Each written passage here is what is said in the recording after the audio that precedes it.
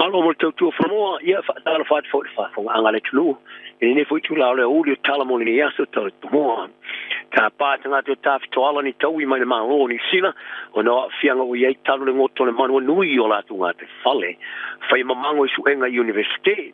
ka longa te tonu Joseph Augusta swali I lona le lei a mata ta alo I le kapi mo Australia fa fongabaya I fala teleno ni tala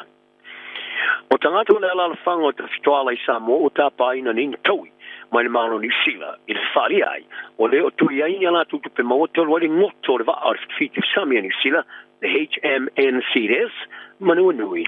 e o tulava I le lua sila wafe lito soa ua liki sami ina o ngoto le waa tala wha tai o te fitoala le wha ungo le vasta wai o ngā sami o si o miai waa o wha sa ina ni tangata e tueanga iai hao wha wa we pulenga ona mate tuina si tulanga wha no liki ai vai la au o le suiso upo le fitani sila kai wharia o le wha mua o ngā ruenga I le wha sauina o le manua nui o le avese umane o le sua umane waa ai uilea o se wha whaiva whalo te whale fatu tō tua ta ia longo le vaenga o tala APC's Pacific Beach e wha pēr o leo toi mausa na tupe taro mai o moto le waa I o lato ngā te whale e ala I whainga whaiva tai tāwai, mo le aso tasi, e la te maua mlo nātali, le lua se lau kālama I e whāngo teina. E te mirei, e leo toe maua lea vai ngā tupe tau se ailo na ainga, o tau tua e to ono le whanau sa I wharia foi, e le aso saore lo tuta maiti, sa le ima whaila samina le aso tāua, ono le leo se tupe, le aini o fufou o lana whanau.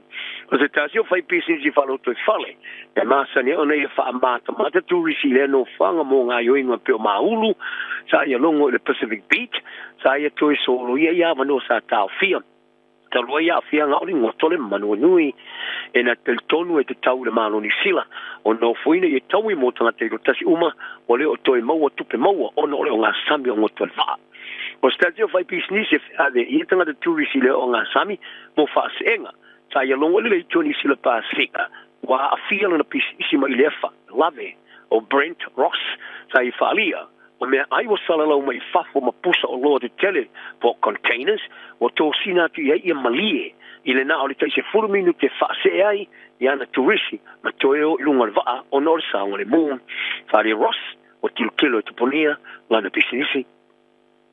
ai o tāpaina le pāti o le leipa I le malo e whamanino I le mea wala tau loa ai pele o ilo foi e winga si tūlanga mo le whaasau ino le waa o le fitel sami ani sila e mun mai lea se whaari ngā sui o visasilo le fitel sami Commodore Andrew Brown e whapea wala tu tino le langolonguino le avesea le waa apitai sa whaari le pāri mea ni sila Christopher Luxon I le sona nafi o le fitel sami man company insure e rei whaie se whaai unga pētau whaie tu e whaasau ina le waa ta tu ue le au waa le waa a mato na whaatafa malave I ai tangata o le roto I whalo Samoa ai li mu mangoto ai o tangata o le roto I whale ma le malo Samoa o lo atunga lue winga ia fianga I ere si o mianga ma le sua ue li ki mai li tani au tua le waa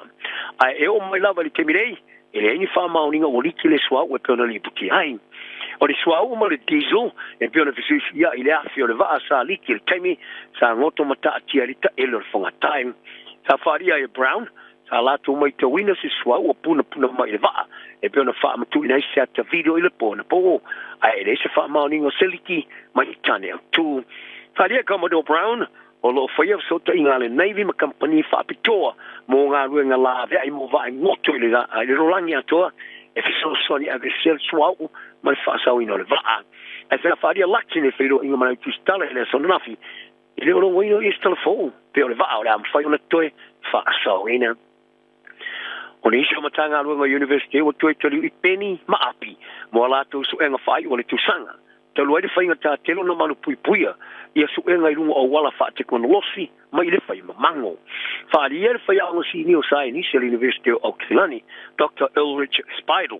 o university le o lava ngā yoinga whatino e mautino I le manu puipuia o su enga I lunga o wala sa inga lo telepore online exams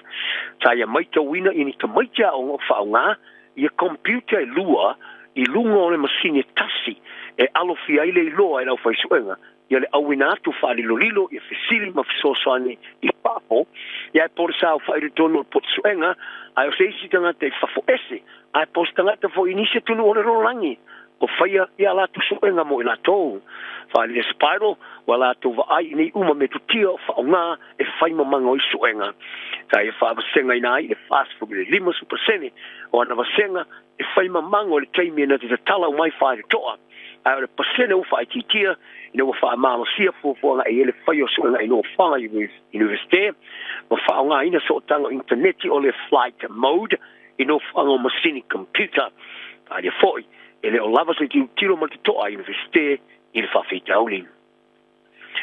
o so tamani Maori Samoa fo nga fa pitoia por physiotherapist o fai ana so nga o wala ele le toise lango mo tunda Maori ma Pasifika e to wala atu ia tu lunga so fo malo loina e so tanga ma le fatu o vai o lima tofi e o mele swa fo vai mai mata o popia sa ia mai towina e fati no o ye nei ele o tala fe ngai manga sina Maori ma Pasifika sa ita wai o ni sio tanga fa pito ma tu ele o le ona fa le mai ise tala no fa fo mai ilinga nana e masa nyai ma fa fainga ta inisio na ilo pe o ai ste po faia le ata ula ia vai ai fa pe fe fo mai fa pito ona te viva ia la tu fa pe fe ona ta fia tan fainga wengo ele na wenga ai wa me mo mi suia ina ia mautino e tusa e tau tuina o tanga talo tele o taula i tu i tia lalo i fafi tauli mo ainga ma tangata e soi fua ma fa mai fatu o le mai fatu a vea matu mo mai o le whano sai fua ni sila i tangata Maori e mauru ngatu le fatu ngana o i lato e taufi e fule mai i ma le whano soi fua na i lo tangata e leo ni Maori ai o le uti utu tangata Maori ma le Pasifika e fapi toa i mai fatu o le efe soso ni e fafi tauli o le mai fatu stasi o venga ma mafa le to o vea i tu aingo tangata e pio Maori ma le Pasifika yo zaro talonga talo nei sa fa mai island team kala puri kilisi na roosters o le tamatalo pilo tongi telo le kapi o filia le wallabies Joseph au kusus wari o si ilunga na lima mo fa talo no ia le malanga tamilo i pertania o sauni ti ai o swari e lusu te sanga sai sei ni le sengainga e fai ko milion tala mo to sanga ta aloile awa New South Wales mo le wallabies wa awe tunele no fanga tolo pinga Canberra il va soneng lalo te inga faya on fa ruto smet o vas fo ora for fly la kapia Australia yela na au na tu etno mamau ya November le ola ta aloi Australia England Wales Scotland ma Elani o la kapia suma lima Australia o la ta alo mo kala por Bristol Bears ma la England i England lava fa ali swari o to emanuia mai il to sanga o gamu sanga ni kala na around there's au si le roosters il fa solo mo su national pinima o love sound it alum ai fa dia i poti Australia a fa e tongi o e tonu e fa ya onga ale wallabies o love sound ni ai a wasa ta alu ni kapi te mi onga mai paule mo le toi tiu le toi mo le to mai sai ai ta alu ni kapi mai ta o foi e a to tonu tu tununga i lona le le ta wai o ali le atawa e tomo e le tula nga tonu o to e saini nei sela to feeling of forward kala politika ni New Zealand Warriors New Zealand mo le to sanga tafi ai o ye ni sina nei ti au lia fa mo le rof mo le fofito ina o ta alo sana ta alo mo au no mer mo ta mo sanga o le rof mo le tolu o le ta mai lusu te sto sanga o si ke de fitu ana ta alo mo ta mo sanga le NRL i le ono ta alo le to sanga nei LFI mana squad tolu fa lia pula au mo fi o tamta alo fa sino mango o wala nga ai matina e ale one New Zealand Warriors and to McFadden o alio se fa te inga mawa e tele leo stamatalvo e ui mai la to porkalame mo wala to tilo e stama o tu mo le rumanai o ta longa New Zealand o le leo fa te amari to asa so sonia lo kiki tomata in New Zealand le white ferns e qualify ai mo le sio ta longa i hours is impeded tamana sanga o le po le langa ki kiki fa va ma lo mo te lose over T20 in the United Arab Emirates. Ala to flato ilo ina Pakistani le porpo. Sa mo de tani silam au siali selaus folo to ai mai overlus folo. Ai ino to asa la to fa pepe umai Pakistani at limus mo ai toe ile na sumo lu over sa fatina. Astai mo le wa au siali sila semi-finals. Il tamu sangori por rango le T20 tanu mai lu afes mo no. Oni sila tulanga lua le grup A i to mai Australia mai la ta alu mai awe manu mai i le pool B i semi-finals. E fai le ai le scosa ma wala sokaria le o white city sila le manu i Malaysia i le la tu ta no fa sam samano i le Malaya North Harbour Stadium i le Port